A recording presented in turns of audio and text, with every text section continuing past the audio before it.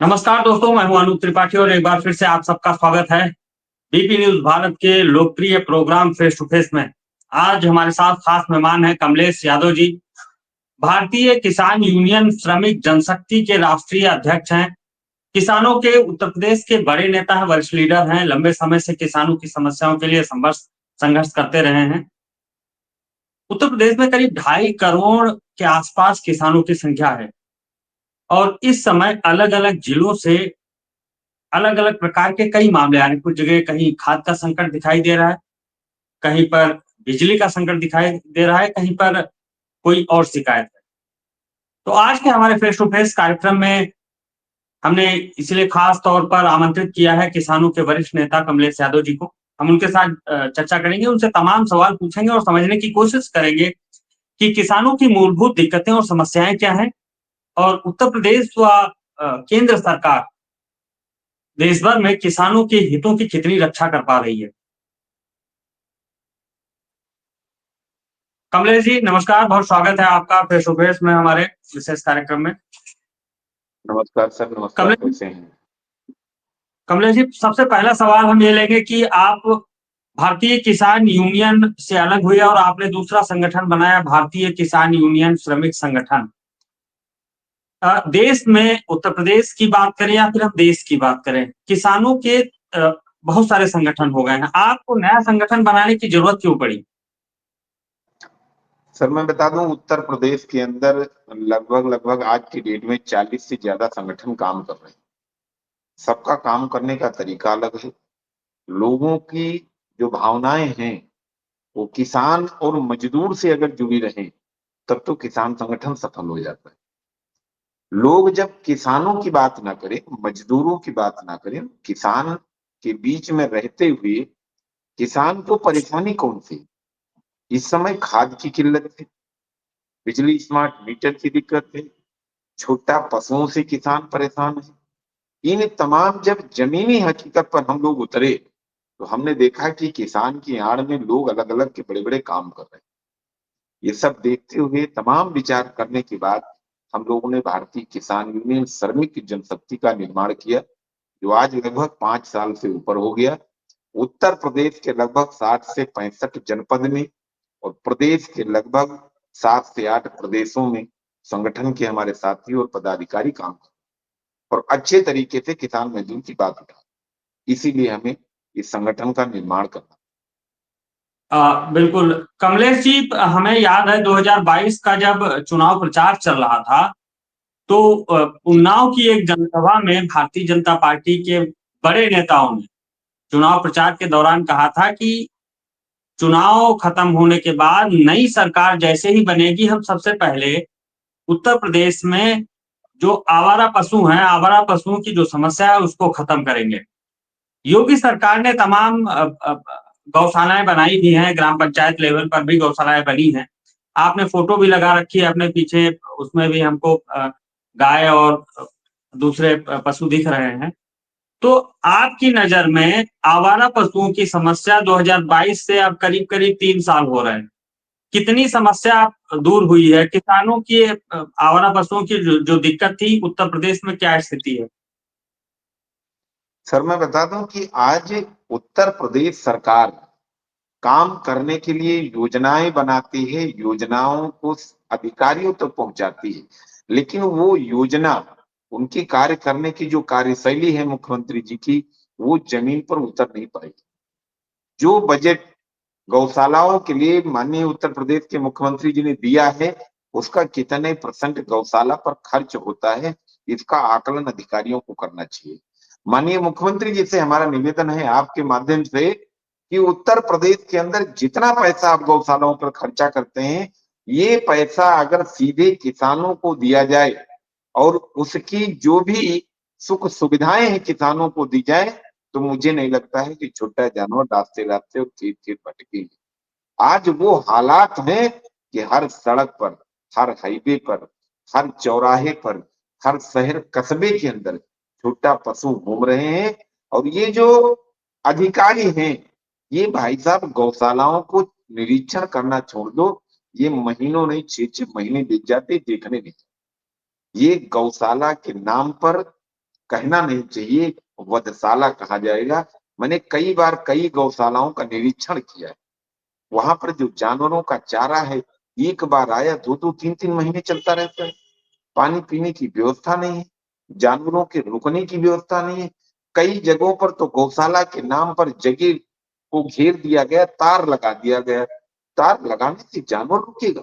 जो जानवर स्वतंत्र होकर के घूम रहा है, उसको आप उसके अंदर कैद करेंगे, वो रहेगा?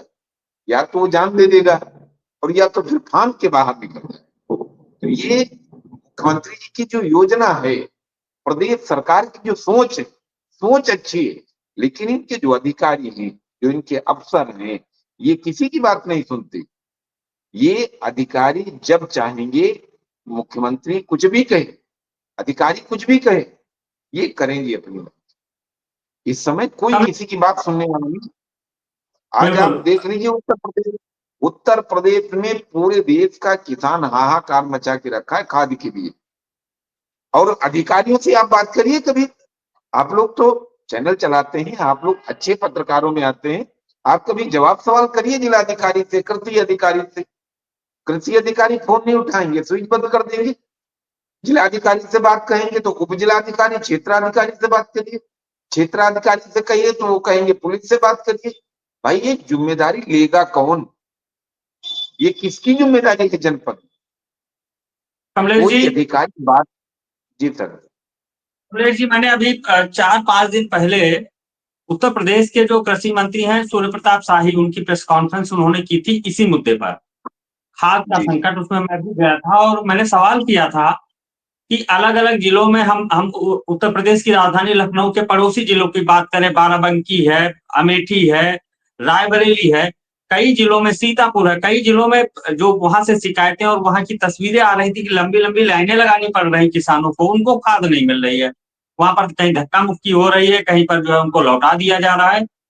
तो कहीं कई जिलों से तो ओवर रेटिंग, खाद खाद की बोरियां हैं या खाद पर ओवर रेटिंग की भी शिकायतें आई सिद्धार्थनगर और दूसरे जिलों से, पूर्वांचल से। तो हमने इस पर सवाल किया, तो उनका कहना था, उन्होंने आंकड़े दिखा दिए कि देखिए साहब, अब तो गोरखपुर में भी फैक्ट्री लग गई है, उत्तर प्रदेश में जो उत्पादन होता था खाद का, यूरिया का, वो बहुत बढ़ गया है। हम यूरिया वो वाली भी ले आए हैं जो लिक्विड वाली यूरिया होती है, उसका भी बहुत हम विपणन कर रहे हैं। और हर जिले के अधिकारियों को उन्होंने बताया कि हमने सख्त निर्देश दिए हैं, कहीं भी खाद की किल्लत नहीं है, किसानों को दिक्कत ना हो। तो आखिर ये समस्या क्यों हो रही है, हकीकत क्या है, आप बताइए। देखिए, हम 24 जुलाई को हम लोगों ने हजरतगंज में एक प्रदर्शन किया था खाद को लेकर। और उस प्रदर्शन के 2 दिन पहले कृषि मंत्री सूर्य प्रताप शाही जी ने उसको संज्ञान लिया। ये तत्काल लखनऊ के ही पास में गुड़म्बा पड़ता है, स्पोर्ट कॉलेज। इन्होंने बड़ी दूर अपनी गाड़ियां खड़ी कर दी, लाव लश्कर छोड़ करके समिति पर गए और लगभग 100 या 200 रुपए महंगी मंत्री जी को ही खाद समिति वाले ने दे दिया। इन्होंने फिर तत्काल अधिकारियों को बुलाया, उस समिति को बंद करवाया। दूसरी जगह फिर बेहटा पहुंचे, वहां पर 300 रुपए महंगी खाद दी गई थी। कई पत्रकार साथियों ने उसको बड़े अच्छे तरीके से चलाया और अमर उजाला, दैनिक भास्कर, दैनिक जागरण जैसे लोगों ने छापा। जब लखनऊ की ऐसी स्थिति है तो अगल बगल के जिलों की क्या बात होगी? आप बहराइच चले जाइए, सीतापुर इंटीरियर इलाके में चले जाइए, उन्नाव चले जाइए, लखीमपुर चले जाइए। इनके जो अधिकारी हैं, ये झूठे आंकड़े देते हैं, ये सोशल मीडिया पे फोटो खिंचवाते हैं। अधिकारी नहीं चाहते हैं कि सरकार की जो योजना है वो ग्रामीण क्षेत्र तक जाए, वो लोगों को सुविधा उसका मिले। और अधिकारी ही चाहते हैं कि ये भ्रष्टाचार की भेंट ये सरकार चढ़ जाए, ये नहीं चाहते। ये मुख्यमंत्री बिल्कुल। जी जो कहते हैं हम किसान को फायदा देंगे, मजदूर को फायदा देंगे, लेकिन इनकी जो हकीकत है, इनकी जो योजनाएं हैं, वो जमीनी स्तर तक नहीं पहुंचती हैं। और ये अधिकारी जैसे चाहेंगे वैसे ही सरकार को चलाएंगे, क्योंकि अफसर बेलगाम हो गई इनकी सरकार। बिल्कुल। कमलेश जी, एक और बड़ा मुद्दा है, आपका संगठन पूरे देश भर में है, देश के करीब दर्जन भर राज्यों में आपका संगठन कार्य करता है। पीएम मोदी ने अमेरिका से हम कहें एक तरह की दुश्मनी ले ली और कहा कि हम जो अमेरिकी डेयरी उत्पाद हैं वो भारत में नहीं आने देंगे। अगर अमेरिका के डेयरी उत्पाद भारत में आ जाएंगे तो भारतीय किसानों का अहित होगा, भारतीय किसानों का नुकसान होगा। तो ये जो एक प्रधानमंत्री का फैसला है, इस फैसले को आप कैसे देखते हैं? नहीं, देखिए, जो फैसला प्रधानमंत्री जी ने लिया वो देश हित के लिए है, किसान हित के लिए है। अगर बाहर की चीजें हमारे यहाँ भारत में एक्सपोर्ट होती तो उनका भले ही रेट कम होता, लेकिन हमारे और उनकी रेट से कंपेरिजन नहीं हो सकती, कभी कम कभी ज्यादा। तो उन्होंने जो ये काम किया है वो देश के लिए हित में किया है, किसान के हित में किया। हमने बताया ना कि हम संगठन चला रहे हैं, हम सरकार विरोधी काम नहीं करते, हमारी कोई सरकार विरोध में नहीं है, लेकिन जो इनकी योजनाएं हैं, जो इनका काम करने का तरीका है, हम उसका खुल करके विरोध करते हैं। अगर ये अच्छा काम करेंगे तो हम इनका धन्यवाद करेंगे, इनका बधाई भी देंगे, लेकिन जो काम उत्तर प्रदेश सरकार कर रही है और उत्तर प्रदेश सरकार के जो अधिकारी हैं ये जमीन पर काम नहीं कर रहे हैं, इनका हम विरोध करते हैं, करते हैं। अब कमलेश जी, एक और बड़ा अहम सवाल हम आपसे लेंगे। अभी सत्ता पक्ष और विपक्ष, अगर हम उत्तर प्रदेश की बात करें, बीजेपी सत्ता में है, समाजवादी पार्टी विपक्षी दल है। जब बात किसानों के हितों की होती है तो आपस में लड़ते हुए दिखाई देते हैं। संघर्ष सदन में भी देखने को मिला और सड़क पर भी देखने को मिला। हालांकि किसानों के बीच मुझे लगता है विपक्ष नहीं गया है, विपक्ष की सभाएं किसानों के बीच नहीं हमको दिखाई दी। अभी सत्ता पक्ष और विपक्ष के बीच हमने सदन में देखा, जब वेतन भत्तों को बढ़ाए जाने का मामला था तो सत्ता पक्ष और विपक्ष सब एकजुट हो गए, विधायकों के और एमएलसी के सबके पैसे बढ़ गए। लेकिन किसानों के मुद्दे पर कोई जो है हल नहीं निकला, किसानों के मुद्दे पर कोई स्वस्थ चर्चा नहीं हुई। तो क्या आपको लगता है कि अगर सत्ता पक्ष गंभीर नहीं है तो विपक्ष गंभीर है क्या किसानों के लिए? देखिए, हम आपको बताएं, ये सब एक दूसरे के चट्टे बट्टे हैं। हमें किसान लोग कहते हैं कि देश आजाद हुए 75 साल हो गए, किसान को किस चीज की आजादी मिली भाई? किसान अपने मुद्दे के लिए, अपनी व्यवस्था के लिए खुद संघर्ष कर रहा है। ये लोग किसान को वोट बैंक समझ करके यूज करते हैं, चाहे सत्ता पक्ष के हो चाहे विपक्ष के। विपक्ष के लोग अगर इतने अच्छे होते तो आप सत्ता में होते, क्यों सत्ता से बाहर हो गए? भाई, जब आप अच्छा काम करते तो आप सत्ता में होते, और अगर आप सत्ता के बाहर हैं तो आप किसान की बात नहीं करेंगे, मजदूर की बात नहीं करेंगे, और किसान मजदूर की योजनाओं के ऊपर आप सदन में चर्चा नहीं करेंगे, विधानसभा में चर्चा नहीं करेंगे, फिर किसान मजदूर आपके साथ क्यों खड़ा होगा?